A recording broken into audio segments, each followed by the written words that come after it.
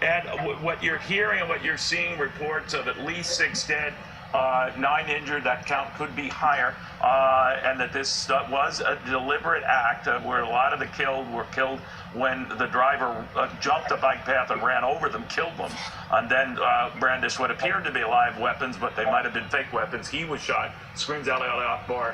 What do you make of all that? Well, I'm getting the same reports, Neil, from the officers at the scene.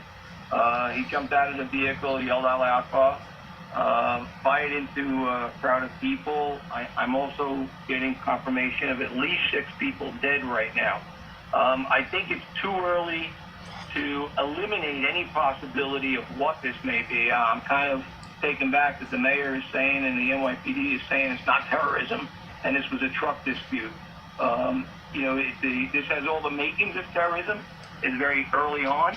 The FBI is at the scene, and I think we need to really do a thorough investigation and get all the facts.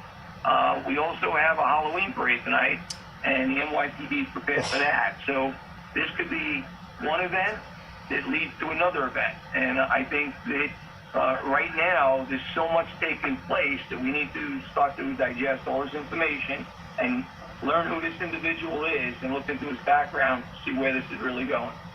All right. Thank you very, very much, my friend. I want to go to Rick Leventhal, might have an update for us right now. Rick, what are you hearing? Well, just more confirmation from the NYPD and law enforcement on the scene that they are treating this preliminarily as a possible, if not likely, terror attack, Neil. I'm getting confirmation from multiple law enforcement sources that this person in this truck drove onto the bike lanes near Houston Street in the West Side Highway, traveled at least 8 blocks south, hit many people. There are now at least 6 dead and more than a dozen injured after this vehicle attack. The suspect, as we've been reporting, then apparently hit a school bus, got out of the school bus, and law enforcement sources tell me they heard him, witnesses heard him yell Allah Akbar, waving what appeared to be 2 guns in his hands as he ran into the street. He may have fired rounds from those weapons, which turned out to be apparently a paintball gun and a BB gun, according to my law enforcement sources.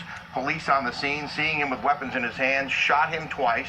He was wounded, but is expected to survive, and they're now looking to see what, if anything, this person had on social media or elsewhere that could explain why he would have done what he did. But certainly him yelling Allah Akbar, hitting people, innocent people on a bike path, and then jumping out of his vehicle with 2 imitation weapons suggests that he was up to some sort of terrorist attack here.